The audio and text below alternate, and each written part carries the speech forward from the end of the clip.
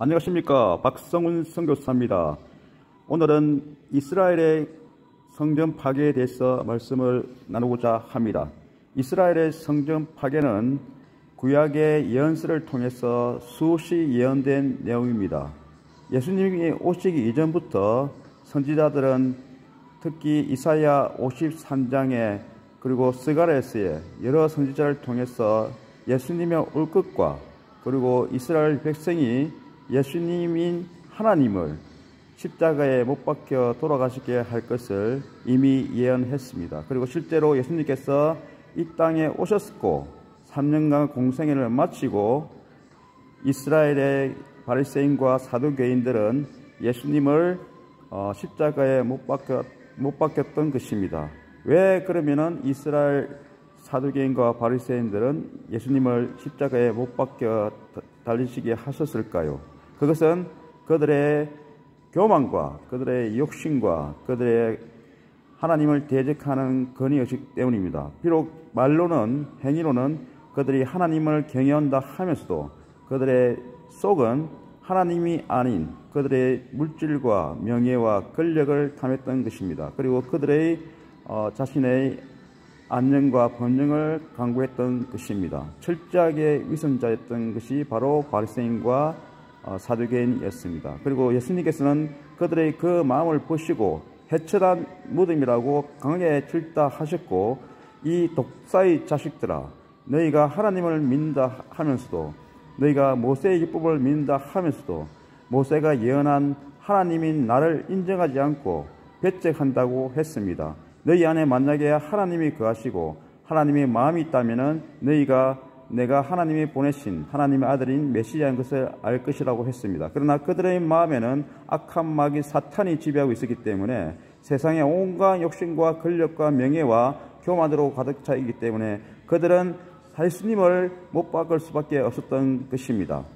그러면은 그 당시에 예루살렘의 성전의 파괴는 AD 70년대에 일어났습니다. 그리고 로마의 디토스에서 철저하게 돌 위에 돌 하나도 남지 않고 완벽하게 파괴되었던 것입니다. 그리고 예수님께서는 그것을 올리브산에서 예언하였던 것입니다. 그리고 현재에 이르기까지 디아포르를 거쳐 이스라엘은 1948년에 나라를 독립하고 지금까지 중동의 전쟁이 벌어지고 있습니다. 그러나 중동의 상황을 볼 때에 이스라엘은 아직 해결하지 못하고 하나님을, 예수님을 인정하지 않고 그들의 율법을 계속 유지하면서 하나님을 대적하는 행위를 계속하고 있습니다. 그리고 중동과의 전쟁에 있어서 수많은 아랍인들의 생명과 목숨과 그들의 모든 그 참사를 이스라엘이 일으키고 있는 것을 또한 봅니다. 우리가 이스라엘의 구원을 믿습니다. 이스라엘 중에서 분명히 남은 자들, 구원받을 자들이 있다는 것은 우리는 알고 있지만은 그 이스라엘의 대부분이 구원받는 것은 아닙니다. 그들의 정치와 그들이 행하는 모든 전쟁을 볼 때에 그들 중에는 오직 소수만이 하나님이 택한 사람이 있음을 봅니다. 중동의 전쟁을 통해서 우리는 무조건 이스라엘 국가를 옹호하는 것은 성경적이지 않고 하나님의 마음이 아닙니다. 하나님의 마음은 주 예수의 십자가 사랑으로 그 이웃을 살아가며 그들을 위해 화합하며 배려하며 자비와 긍휼로 함께하는 것입니다. 평화를 유지하는 것입니다. 그러나 이스라엘은 지금 그렇게 하지 않았습니다. 철저하게 그 민족주의에 갇혀서 자기의 민족주의에 갇혀서 수많은 아랍인들을 학대하고 학살하며 지금까지 버텨왔던 것입니다. 그리고 이스라엘을 옹호하는 수많은 교회들이 맹목적으로 또한 이스라엘을 옹호하고 지원한 것도 사실입니다. 자, 이제 이야기를 바꾸어서 그러면은 그 당시에 이스라엘의 파괴가 현재 우리 교회와 어떤 관계가 있는가를 생각해 보겠습니다.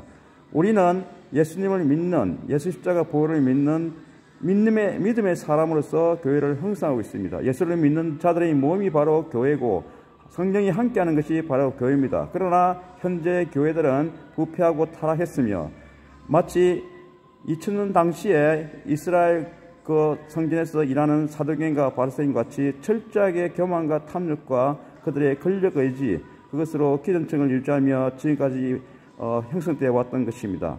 그래서 우리는 말세에 예수님께서 다시 재림하실 때, 다시 말해서 요한계시록의 그 심판이 이방인에만 임하는 것이 아니라 이 교회도 임한다는 것을 우리는 반드시 알아야 합니다.